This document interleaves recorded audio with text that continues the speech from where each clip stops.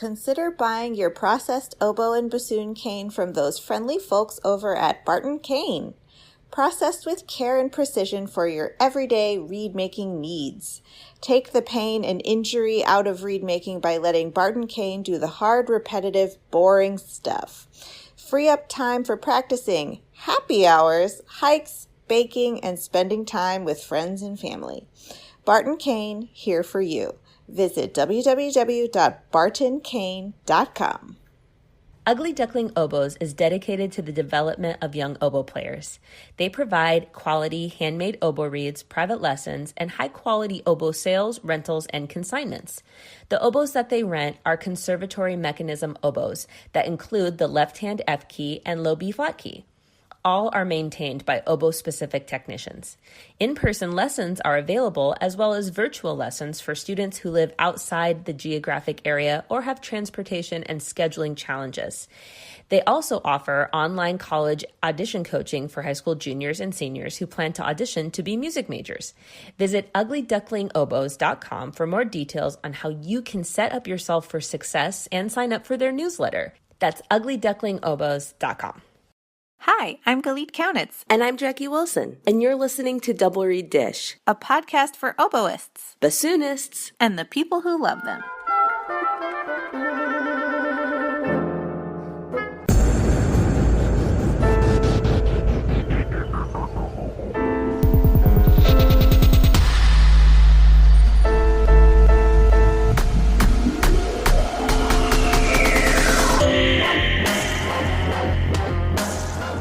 Hello. Hey, girl. How are you? I'm good. She says wearily. Yeah, I'm starting to feel a little bit of the strain of the semester, although it does also feel like the semester just started. So it's going by really fast. I don't know if you feel the same way. I don't feel like it's going by particularly quickly, but I am on Mardi Gras break right now. So, Wow. Y'all, her face. I mean, I'm jealous. I don't know how relevant it is to the Pacific Northwest, but I definitely would be in favor of that becoming a national practice. Yeah, when you live close to the Gulf Coast. Do you still get a whole week for spring break, though, or does that cut into your spring break? No, we get a whole week. Oh, my gosh. I know. It's just a blessed 2 days in February. Wow. Yeah. I do have to go back to work tomorrow, but I just want you to feel bad for me for that. Oh, yes. I'll cry salty tears into my pillow that your break wasn't long enough. Do you still get President's Day next week? I don't think so, no. Oh, okay. Well, I get President's Day next week. That's only 1 day. 3-day weekend's always nice. You know how it is. Yeah. It's good. Okay.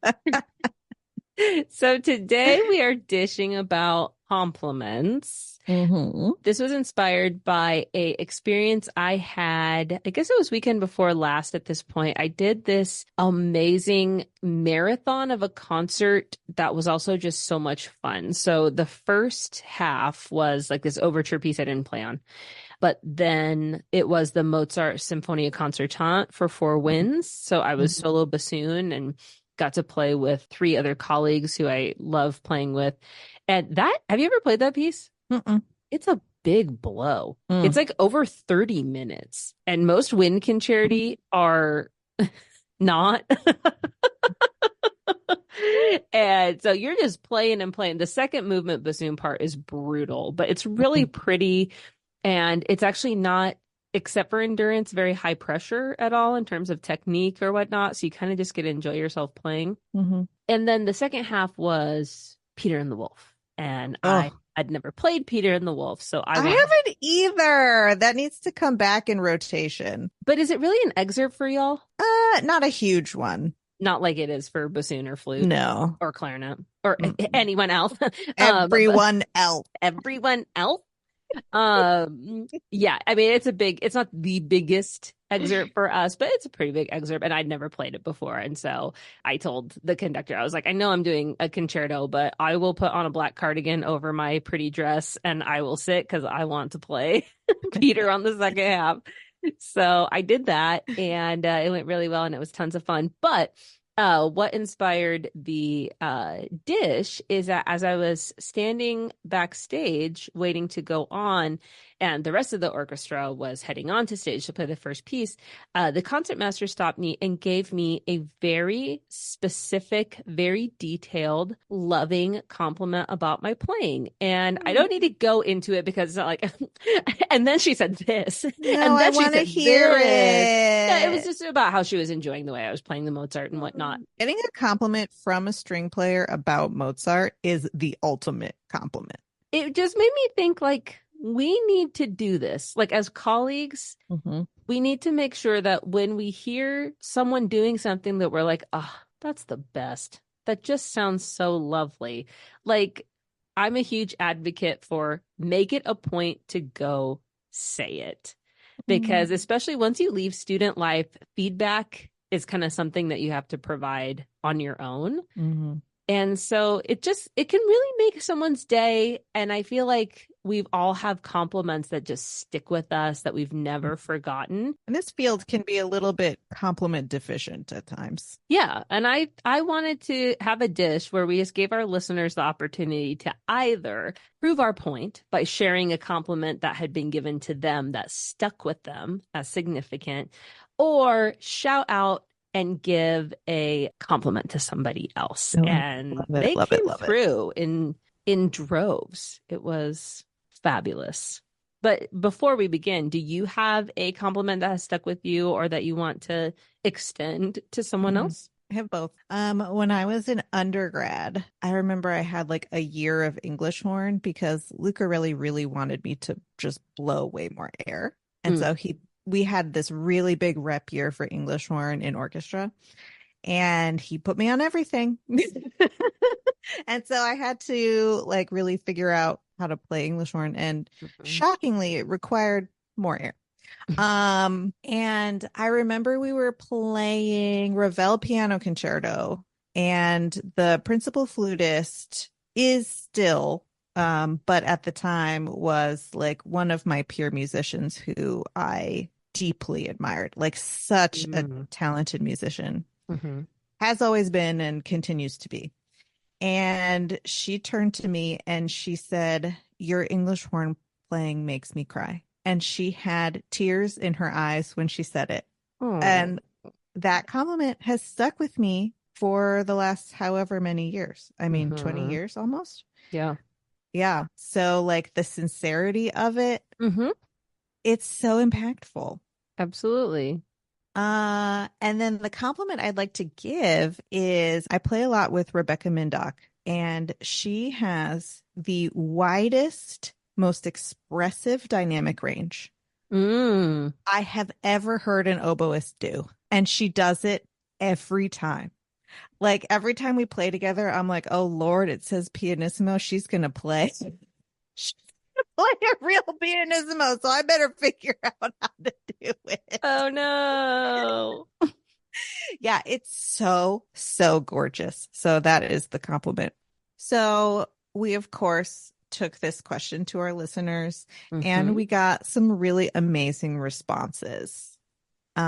Zach said somebody told him, "You're the bassoonist I want to sound like," which shout out to Zach. Zach is a student at USM, and Zach sounds fabulous. Like if I were a bassoonist, I would want to sound like Zach too. Olivia says, I admire Andrew Parker for his exquisite playing and pedagogy. I had the amazing opportunity to study with him for 2 years for my master's degree, and I'm so grateful for all the wisdom, laughs, and music we shared. That's Andrew Parker, UT Andrew Parker, although both are wonderful. And I agree. I remember hearing Andrew Parker at the University of Iowa when I was a student. That was his first position, and when he plays the oboe, angels fly out of the bell. It's beautiful playing. Emily said, Chris Millard told me he wanted my reed. It sounded so sweet. Oh, I got a reed compliment from Judy LeClaire.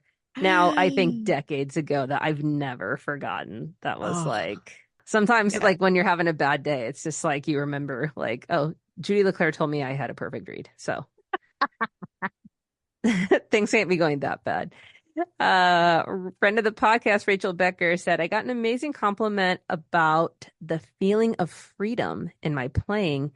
And to pay it forward, I dream of sounding like Miriam Hanika on oboe and English horn.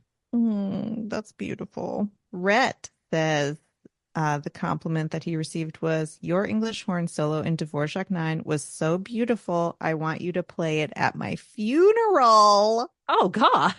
Didn't we have a dish a while back of like music to die to? Why did we have that dish? I don't think that this made the cut at the time, but also in retrospect, why would we dish about that? What a couple of weirdos. Like, why did we do that?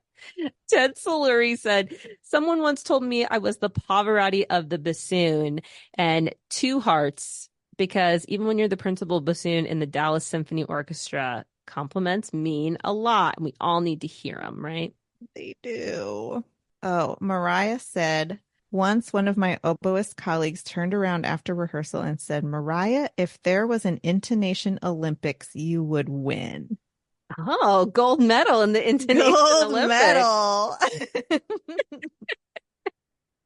Chrissy Keen Anderson, the student who had her lesson after mine, told me my reed sounded good today. And UGA oboes, you are the best humans, and I'm so proud of all of you and grateful that I get to be a part of such an amazing studio. We love the studio love. Jillian says, a long time ago, a harpist said to me, you make me not hate the oboe anymore. Thank you. Also, a long time ago, a violinist said to me, so that's how English horn is supposed to sound. You make me not hate the oboe anymore. Thanks. Sarah says, in undergrad, while rehearsing with one of the wind ensembles, our director was taking us through each section of the piece, detailing what he wanted to do musically with each phrase, especially the solos. We got to the section with the big exposed English horn feature, and our director said, Sarah, I trust your musical decisions. Why don't you just play through it for us, and we'll sit back and enjoy. Lovely. What a lovely compliment. All right. Maybe one more? Perfect. Joanna says, I worked with an accompanist who told me I sounded like warm caramel. That one sticks with me. I love it. So can we just all make it a point to pay it forward and give a compliment sometime this week? Find someone doing good and tell them how amazing they are, because you don't know the difference it will make in someone's day. Yeah, maybe they'll remember it 20 years later.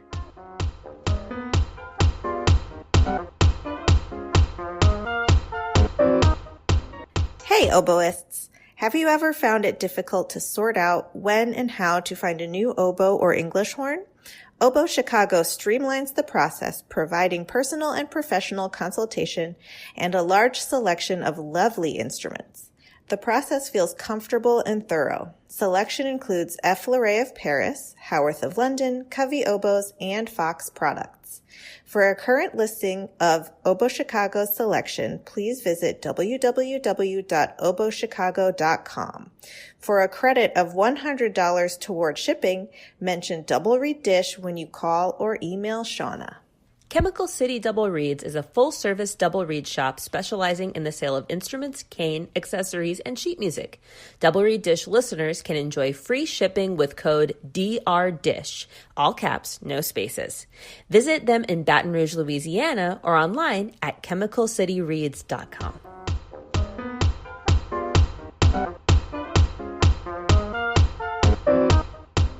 We are delighted to welcome to Double Reed Dish Ari Cohen Mann, instructor of oboe at Wilfrid Laurier University. Welcome to the podcast. Hello. Thanks so much for having me. It is our pleasure. And we would love to start to get to know you and your story with our standard first question, which is, how did you begin to play the oboe? The oboe is kind of an interesting instrument.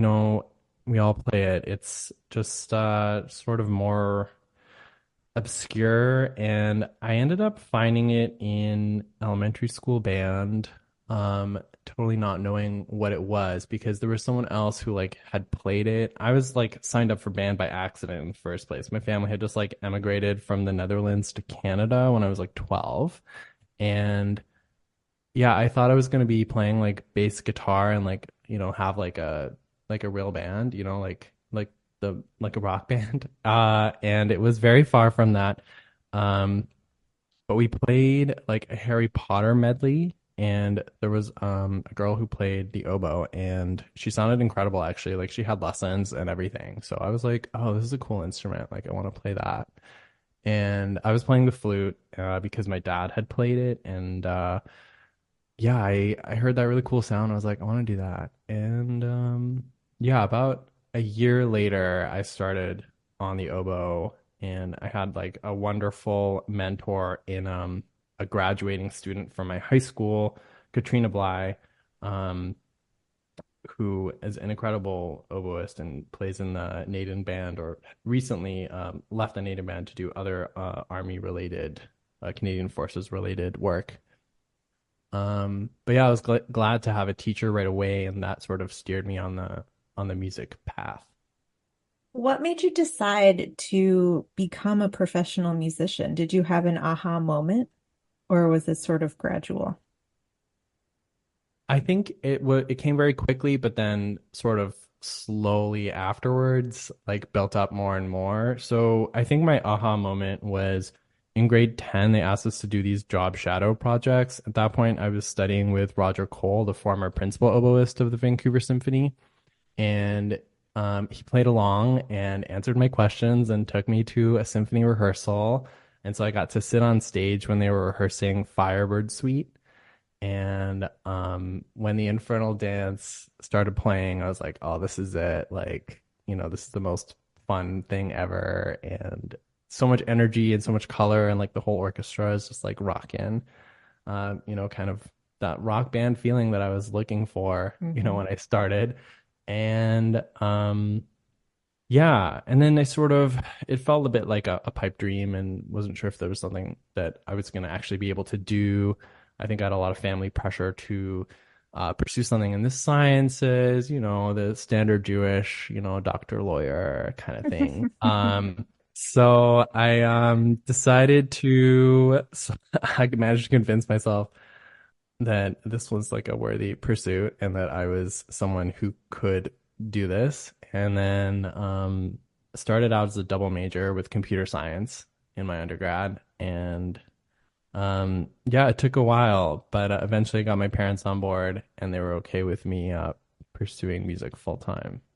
Can we hear about your training and educational journey and what informed your choices of where to study and that type of thing?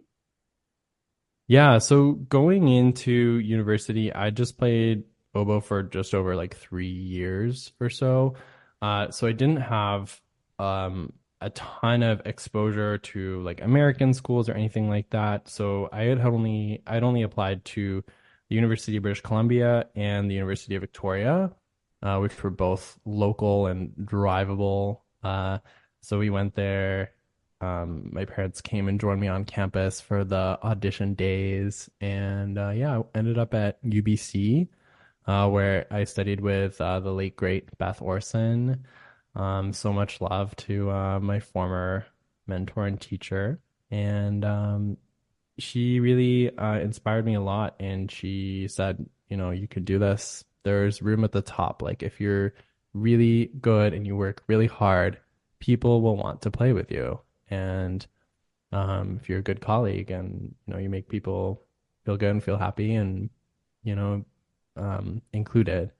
So that's what I strove to do, and very grateful that she encouraged me to continue in performance. And yeah, after I finished at UBC, I was just dead set on moving to New York City.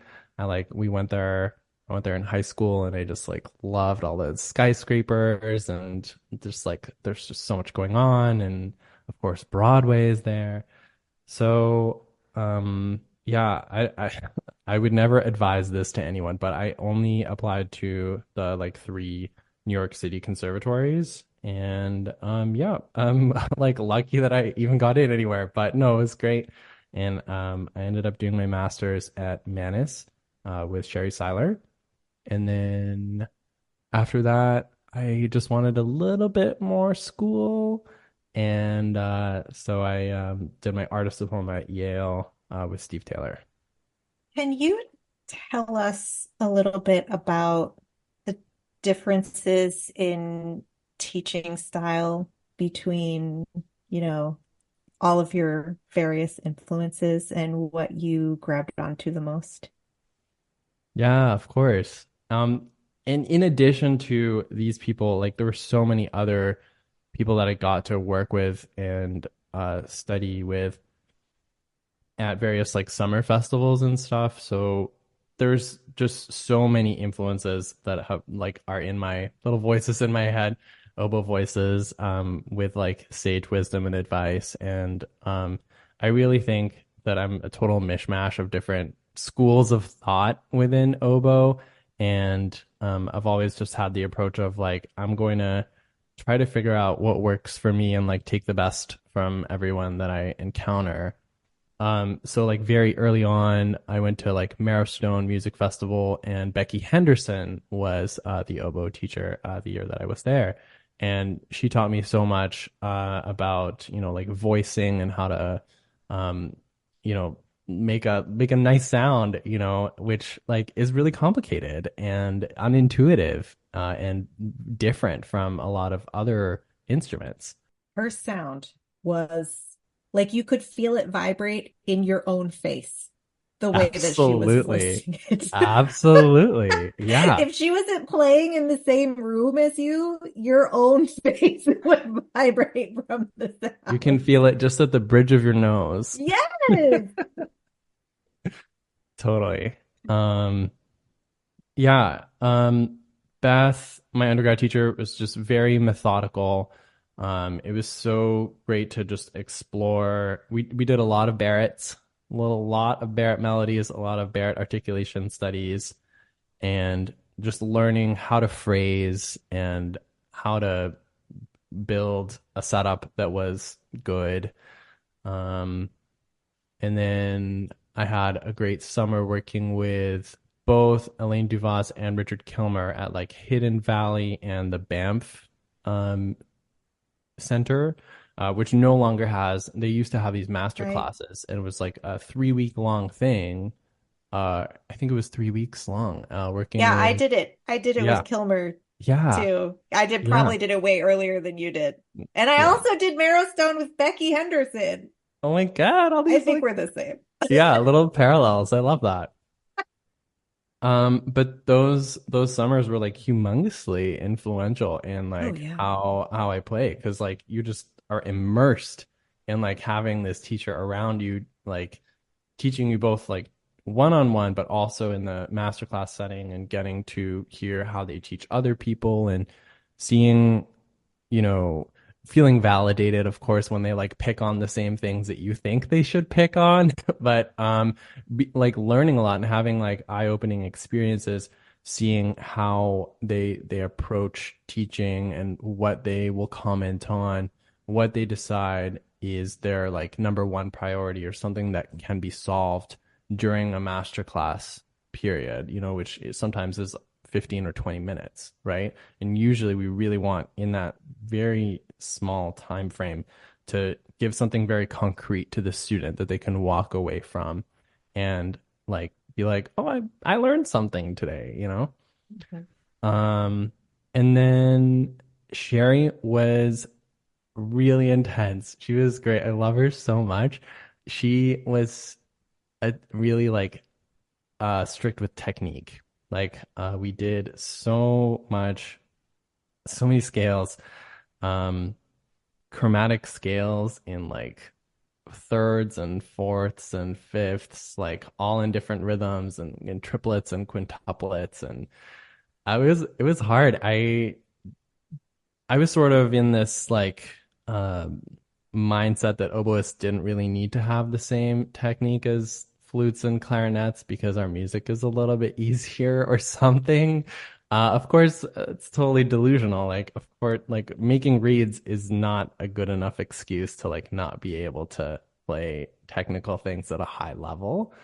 Um, so that was really great for like a great wake up call. We did the studio classes there were incredible.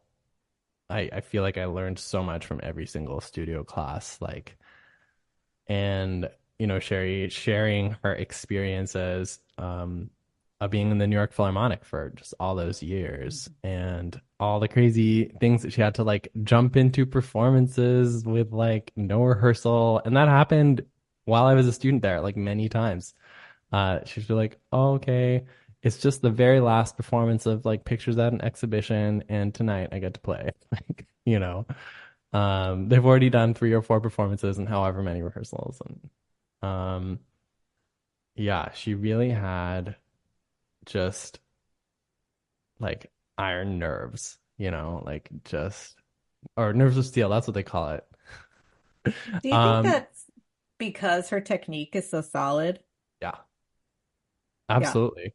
Absolutely. And yeah, her teacher, she did her undergrad at Indiana University, was very, very big on scales ad infinitum, and she really brought that into her own teaching. We focused a lot on Fairlings and the grand etudes, and really she was strict about getting them fast and like perfect and clean. And there were many times where I had to like bring an etude back multiple weeks. Mhm. And she was like, okay, this is good. And now let's play it at the printed tempo. I'm like, okay, all right. Okay. Well, yeah, I'll bring it back. I'll work harder. And we got through a lot of music. She wanted to hear new solo repertoire in each lesson pretty much. So we didn't bring a lot of stuff like back in. And we also had amazing read classes there with Ryan Walsh at the time. And he's an incredible, incredible read maker. And I know that he's a friend of the pod. He was my And first boyfriend. yes, He's my junior high boyfriend, Ryan Walsh. Shout out, Ryan. shout out Ryan. Um, yeah, we would have like read classes every week and like timed read drills every week. And it was just an amazing environment to be able to learn from him. Such a consistent read maker, like how he does it. Um, yeah, and then Steve Taylor was a little bit different. He is like very hands off, like kind of lets you just follow your own passion, whatever that is. And so we had 6 people in the studio, all sort of just doing their own thing. Um, he helped me a lot. I was preparing for the Montreal Symphony solo competition that they have that is like every 3 years. It's like a woodwind brass percussion year. I think things changed a little bit with the pandemic. I don't know exactly how it works now. Um, but that was a humongous list that I had to prepare for like the prelims, semis, and the finals. And um, I did not make it to the finals, but I was very, very happy to be in the semis and to be able to present a recital that I was proud of. And I was the only oboist that year in the semifinals. They rarely take more than one to that round. So it was a really cool opportunity. And he was like the perfect person to like help coach me through like all of this solo music. Because he's played it all and he has amazing ideas about phrasing and just being you really pushed my creativity in a way that like I had not gone to that level before. So Could we hear about embarking on your professional journey and how you got to where you are today? of course, yeah. So after finishing up at Yale, I knew that I couldn't really stay in New Haven because there's not really a lot of stuff going on there. There's like the symphony and then there's the Hartford Symphony, but they rarely ever needed subs and all this kind of thing. So I saw how my friends in New York were doing after a couple of years of being out of their masters, and I was like, oh no, because they're all like living in like 4 people to a 2 bedroom apartment, and it's tough. Like, I don't know. So Toronto at the time seemed like a very sensible option, where like I hadn't lived here before, but there's tons of orchestras along the 401. It's sort of known as like the 401 Philharmonic. It's sort of a joke of all the freelancers that go all the way from like Windsor to Ottawa. And in addition to that, it's like a fun, queer friendly city, big city, lots of stuff going on. So I really wanted to move here. I'd really liked it in the times that I'd visited and sort of set up shop. So once I landed in Toronto, I basically started playing mock auditions for people that helped prepare me for taking real orchestral auditions, but also in that time, they were able to hear me sort of at my most prepared. And that really helped with starting to get gigs and being recommended for stuff. So, I always say with anyone who asks me for advice on freelancing, I'm like, play mock auditions and then always put your best foot forward, right? You're just like every gig, if you know, play your heart out and you do the best job that you possibly can, hopefully someone will hear you at that gig and recommend you for another one. Yeah, and for sure the Yale brand took me far. I think there were a lot of people that were willing to put their trust in me because I'd gone to a fancy brand name school.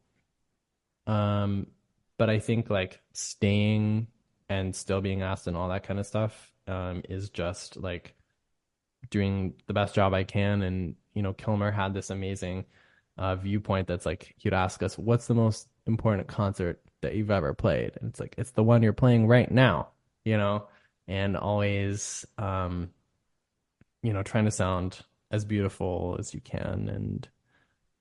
Um, and then being a good colleague and, making like being a good support to whoever's playing principal and just being someone who people like being around. Can you tell us about the genesis of your amazing YouTube channel, Obo Ari? Of course. Yeah. So that was a fun little project. It's still ongoing, but I definitely have dwindled down in terms of the production side of it, just because it has been really, really busy. But I started it as a pandemic project.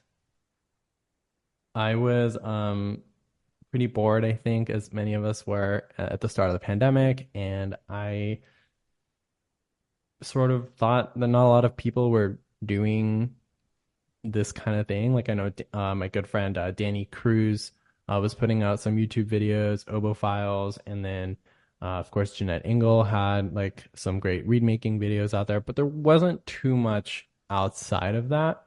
And so I kind of figured that it would be something cool to do and it would help people um especially on the tutorial side of things, because I think it's hard to always have access to like high quality oboe instruction.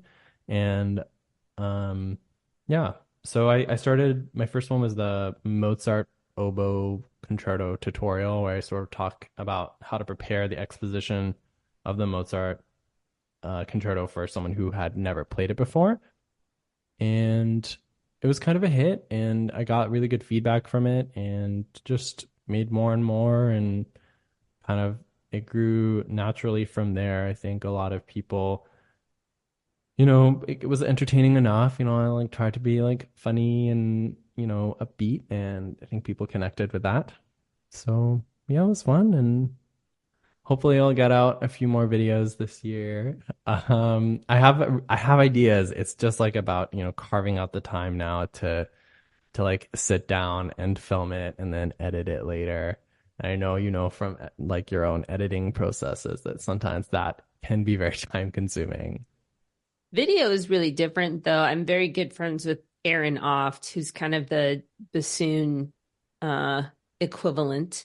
And I've seen her, record videos, and it's the focus and the ring light and the this and the that, like stuff that I really have to deal with.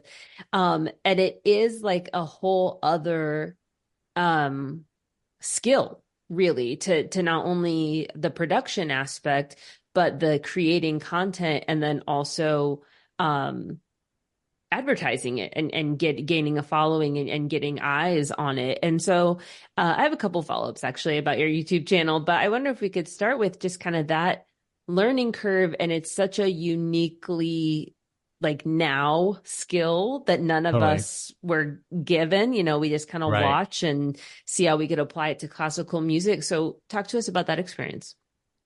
Yeah, it was definitely a steep learning curve. So I started out with doing just like mostly Instagram stuff before that. So I did like the 40 Days of Barrett challenge that a lot of people at that time were doing. Like Mary Lynch was doing it, and some Zach Boning, I think he was doing it at the time. And it was super weird because like I played the 16th Barrett melody, and for some reason it went like just like a little teeny tiny bit viral. And I was like, I don't understand. What? Why? And could I be an oboe influencer now?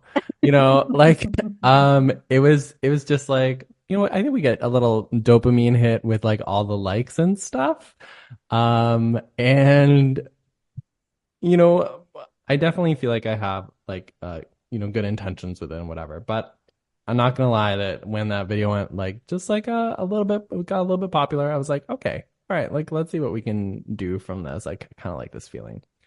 And um started trying to watch YouTube videos about like social media content creation.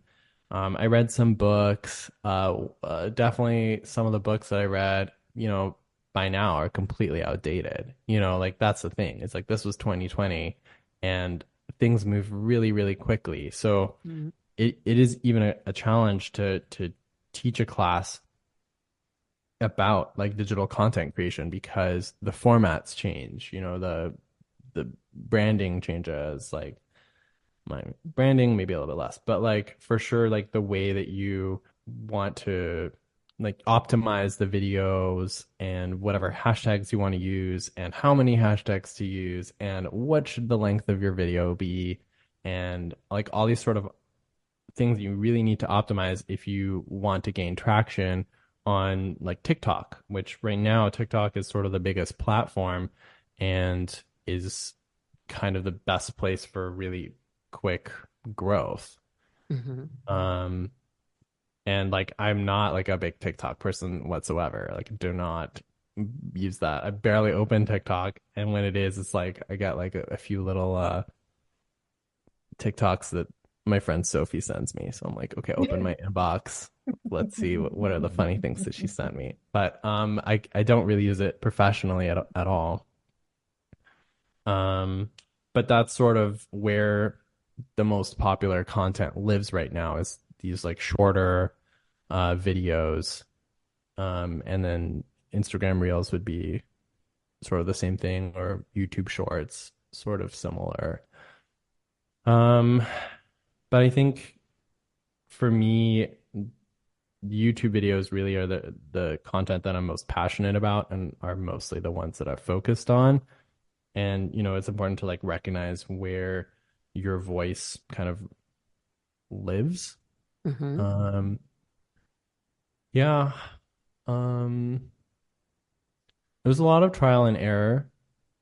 Um, but I definitely did a lot of learning. I actually like put together like a little social media course to help other musicians do the same thing that I did over Zoom for like a couple of cohorts. Um, yeah, and some of them are like doing really well still. They're like posting all the time. I'm like, you did it. Good. I'm glad this helped. Um, but yeah, I mean, I always want to be doing more and engaging more internationally than I really have the time for. Mhm. Well, and so kind of my second follow-up is once you have a platform, deciding what you want to use it for and the types of ideas you want to amplify. So I wonder if you could talk to us about that and some specific things I'm interested in. You've kind of already referenced accessibility with the tutorials. I know several of your videos address price points and maybe where financially certain things are investing in, and debunking certain myths or whatever, you know. And also, you have created opportunities to engage with popular music on your channel. And you've also collaborated with drag queens and asserted your queer identity. And so it's a big question, but essentially, you know, determining what you want to platform, and maybe even if you have specific videos you'd like to shout out or point our listeners to that is representative of this content. Yeah, thanks. Thanks for watching my videos. I really appreciate it. I feel like you know a lot of them. Yeah, so it is a big question, and it sort of comes down to like my personal mission, which basically boils down to helping like young musicians believe in themselves and believe in the power of like hard work and being able to practice your way to the top. And the other part of that is trying to be a role model as much as I can for young LGBTQ plus kids.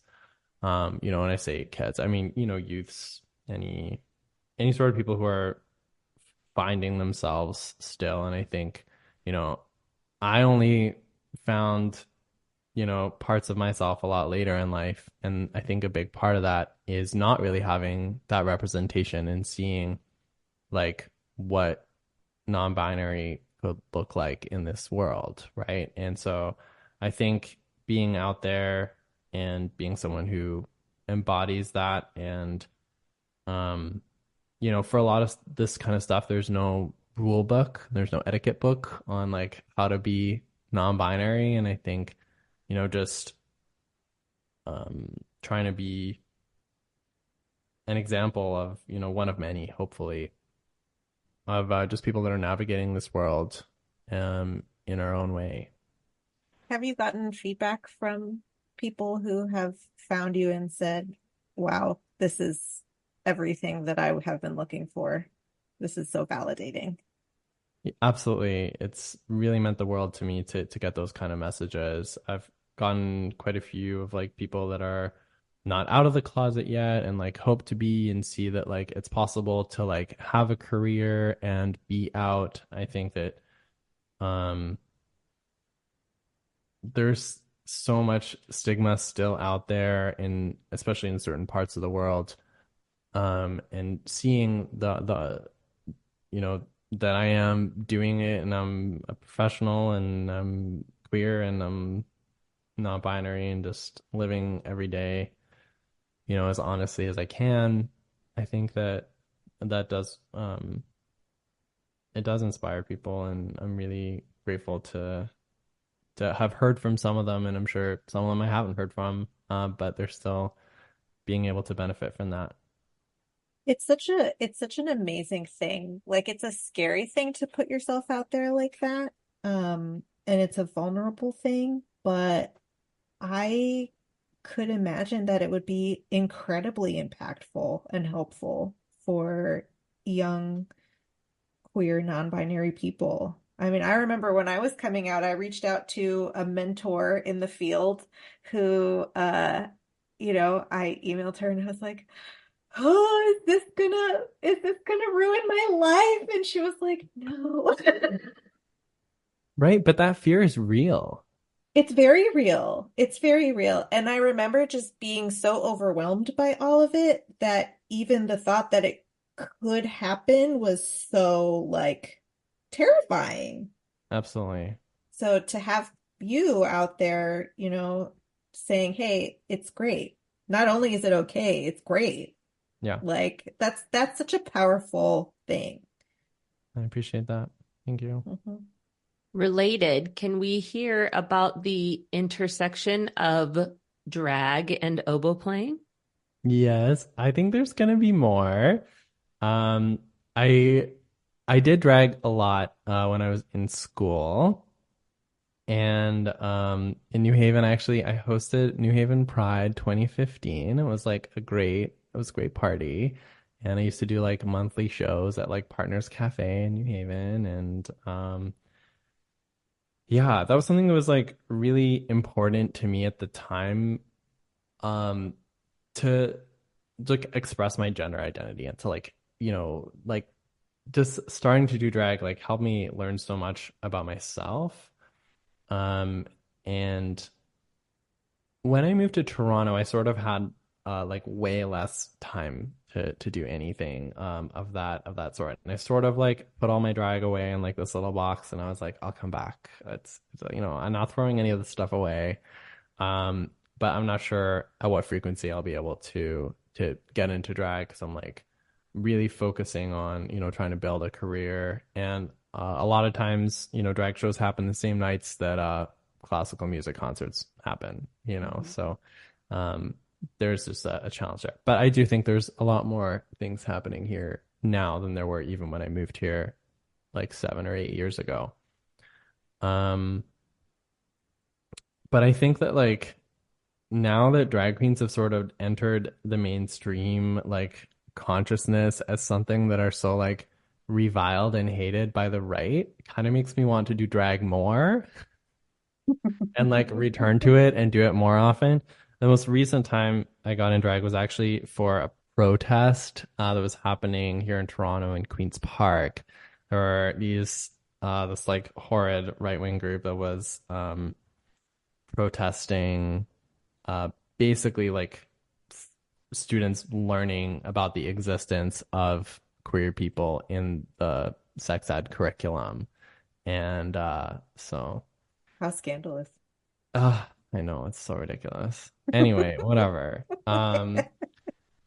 Oh, you know, so I was out there and protesting, and it was fun, and I was with like my people, and I saw some people who like had their crazy signs and had their own thoughts, and but the queers we mobilized, we showed up, and we were there. Switching gears a little bit, I would love to ask you about hidden gems for the oboe repertoire. I have a feeling that you've got some good ones for us. Appreciate it. Thank you. Okay, so um, some works that okay, so a work right now that I'm working on for a recital in February is by composer Lee Gannon, who is like not very well known, was like Rochester based. Mhm. And he wrote a couple of good oboe pieces. So one of them is the sonata, and another one is meditation and scherzo, which was actually written for someone's like master's recital. So it's like a great recital piece. Like it's like perfect to like showcase some beautiful, soft, expressive lyrical playing, and then some like really fun um little scherzo music. He was a very he was like part of the like AIDS generation of gays, and he didn't die from AIDS, but he died like around that time in a car accident. Um, so he died quite young, but he lost a lot of friends to AIDS, and um a lot of that kind of pathos and pain really comes out in his writing. And then um I know everyone like loves Ruth Gibson, knows about her, but nobody is playing her sonatas. Like her sonatas are really fun. She has two, and the second one is like especially cool. So go out and learn the Ruth Gibson sonata. And also, okay, so this is not oboe, but I wanted to do a little shout out to John Cage. Okay, did you know John Cage was gay? I did not I know did that. know that. I think I did, but yeah.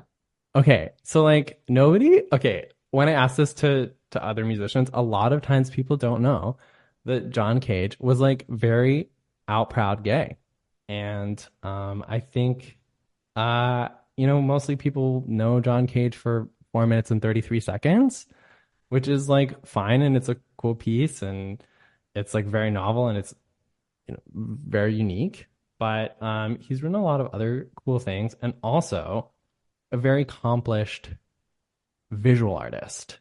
I actually saw a bunch of his like multimedia sort of visual art at like the Whitney Museum in New York a few years ago. And that sort of turned me on to thinking that this man was more than just writing a piece of silence. That's pretty much, I think, a footnote in a music history survey course that I did, right? And then, yeah, he has really cool works. And if I can recommend one in particular, it would be The Seasons.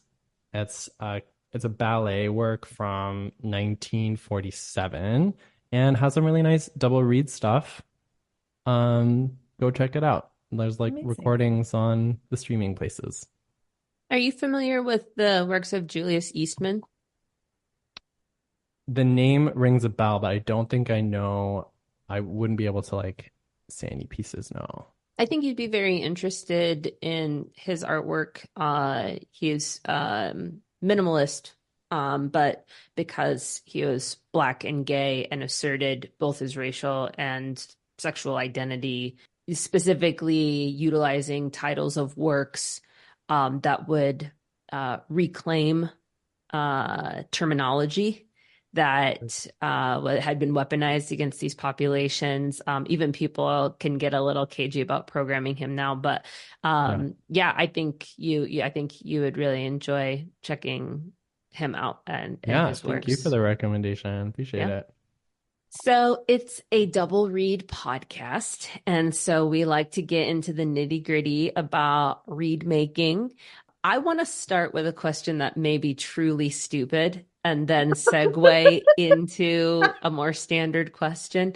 So as you were talking about your training, it came to my mind, and maybe this is just because I'm a bassoonist, but obviously the thing I know about oboe reeds is this divide between the European style and the American style, which of course the epicenter of is in Philadelphia. And so we assume the United States. Do Canadians play long scrape reeds, or is both represented? Like, is that even a thing? Is that a dumb question to ask? It's in fact not a dumb question whatsoever. Oh, hooray. Because, yeah, so almost exclusively in Ontario and further west, we do play on like American, so to speak, like American style reeds. And in Quebec, there's actually a mix.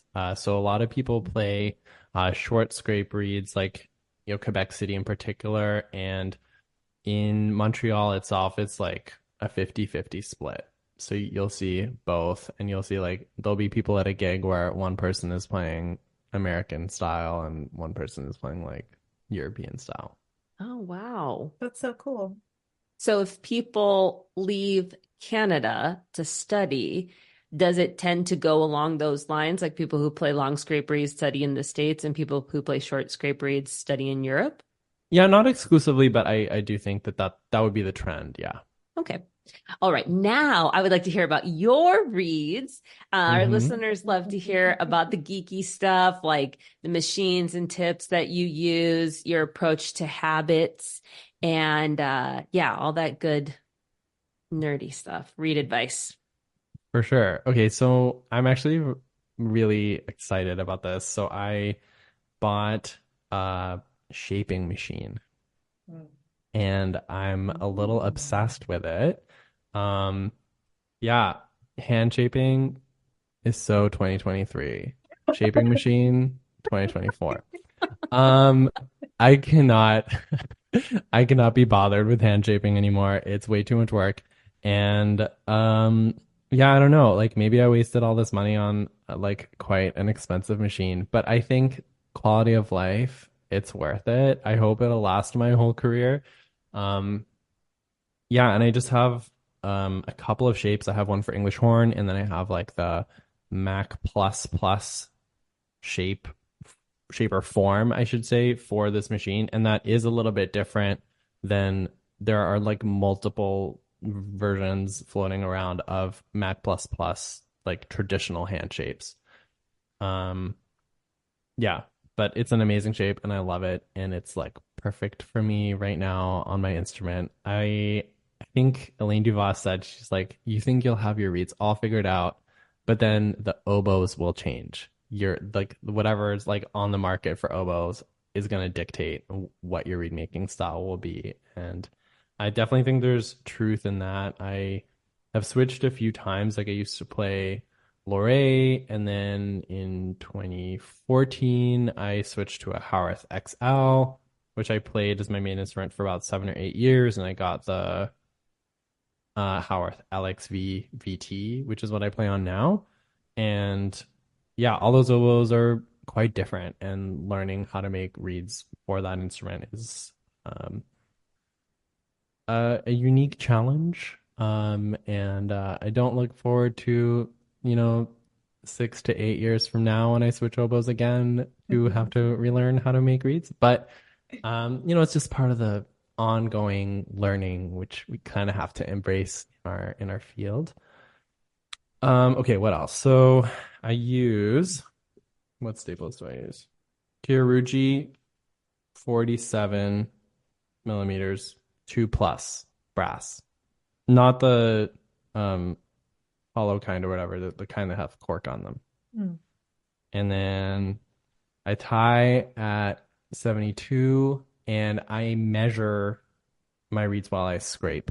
I know actually I make my reeds a little bit differently from anyone who I've actually studied with because I sort of figured out this way to do them really fast. So what I do is I scrape the heart first and I scrape it down with a micrometer evenly to like 45, like so 0.45 of a millimeter, just like throughout the entire heart. And then I put in the back just like 8 little scrapes on each side of each quadrant, and then I'll put in the tip last. And I don't put in like the transition until like the next day of scraping.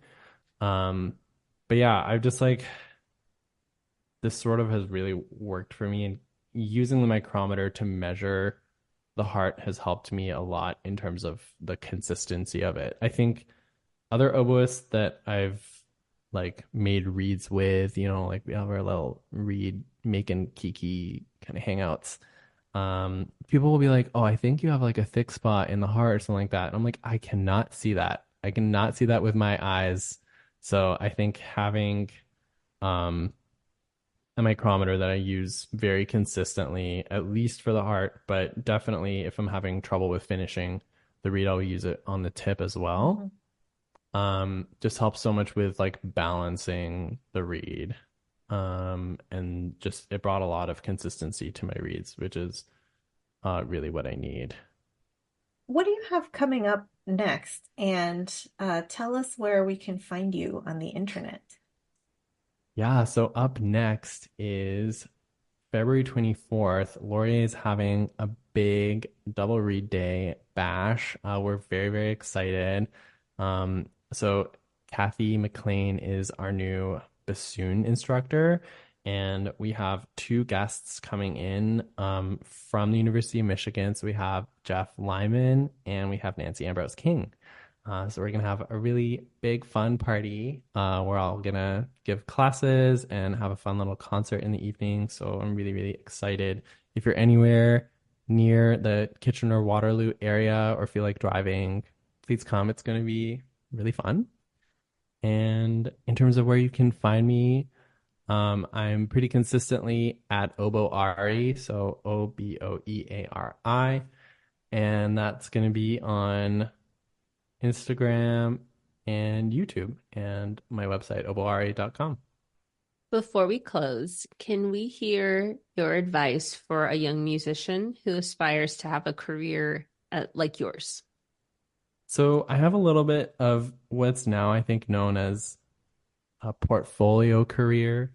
I think that's like the nice way to say freelancing, where I teach at a university and I also have like a very varied sort of freelance playing career where I do everything from recitals to, going out there and doing master classes and then doing like orchestral kind of work. And I think my advice to young people would be to really follow your passion, and within music follow your passion. So like don't let that limit you to, one prescribed career path. I certainly did not think that this is what my career would look like when I was like 18 to 22. It's evolved into this like naturally, where I feel like I have a really fun balance of things that I really enjoy doing, and luckily I can like pay my rent with. Um, so just like really explore like what you're into, and and follow that. And then I think the next thing is to have grit. Um, so grit is just like the perseverance of like when things are not going the way that you had hoped, or things are challenging, things are hard, that you just like keep keep on keeping on.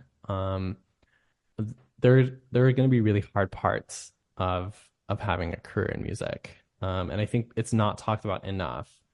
But there's times where, with freelancing, it's like feast and famine. Like there's going to be times where you're going to have a gig every week, and then there's going to be like a few weeks where you're like, oh no, like has the world forgotten about me? Or um, just like things not progressing in the way you envisioned, or like having an audition where you don't advance, or whatever, right? And you're going to be disappointed for sure. And having the grit to like, you know, forget about your failures, and marinate in your successes so that you can like make it through until, you know, the next like fun thing that you do that will remind you that you're in the right place at the right time. Ari, this has been such a wonderful, fortifying conversation. Thank you so much for generously spending this time with us on Double Read Dish. Of course, it's my pleasure.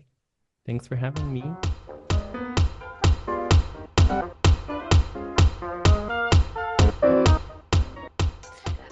We hope you enjoyed that interview, and that you are just, having the most wonderful day, and that you will rate and review on Apple Podcast, and follow us on social media. We love to connect with you, and we can't wait to bring you our next episode. Galit, who will be featured on that next episode? On the next episode, we have a wonderful conversation with Dave Wells, assistant professor of bassoon at Appalachian State University. Jackie, let's end this nerd parade. Go give compliments. Oh, yeah, I like it.